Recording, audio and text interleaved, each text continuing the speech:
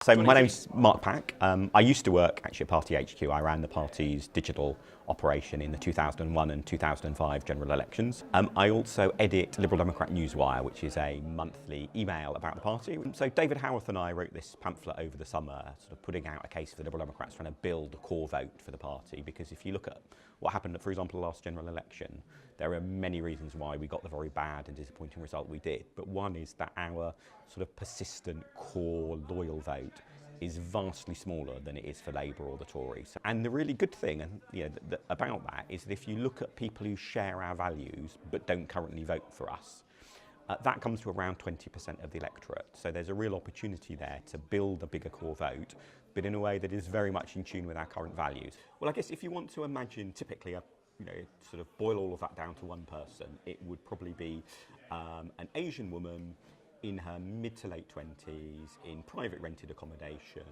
who thinks immigration brings a lot of benefits to this country and very much wants to see us remain in the EU and doesn't want Theresa May snooping on all of her digital activities.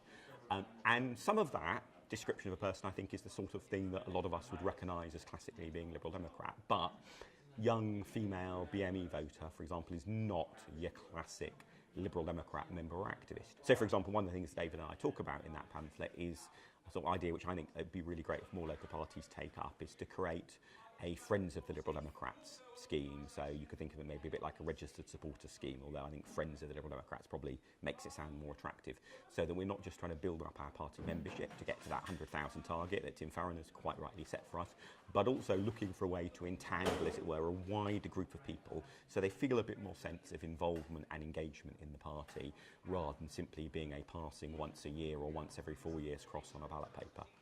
So 101 Ways to Win an Election I wrote with a former colleague of mine when we both worked for the party, Ed Maxfield. And one thing we did in one of the chapters is we set down what we slightly grandly called the Maxfield-Pack ratio of 1 to 200. And what we meant by that was a really good organisational thing to think about. If you're thinking about maybe fighting an election across a ward, take the electorate, divide that number by 200, and that gives you the number of helpers you need to not just run a winning campaign, but to have a sustainable organisation. And that sustainable bit is really crucial because particularly in smaller wards, one or two people working themselves silly, flat out for month after month can sometimes win. The problem is that's not sustainable. One of them falls ill, another gets elected to the council, and suddenly activity collapses. So to have a long-term sustainable organisation that can win elections in an area, take the Maxfield-Pack ratio, 1 in 200, one helper. Might be a member, might be a poster site, might be a deliverer. One helper per 200 voters is a really good number to aim for. I mean, it's not unachievable because there are places, and our best organised seats at various points have definitely managed that, and our best organised wards have definitely managed that. But you're absolutely right, it is a lot more than many places are used to getting by with. But that's also why, to be honest, in so many places we've lost. It's because if you rely on too small a team, you're both very vulnerable to the vagaries of personal circumstance, but also if you have only a small number of activists, you're really vulnerable to adverse wider political situations because it's then so hard to run the intensity of campaigning over a prolonged period of time. To be able to do all of that requires a big team, and that's why 1 in 200, if that sounds like an awful lot to you, then probably that's a good sign that that's all the more reason to target that, because it's achievable. There are wards that manage that, there are places that manage that.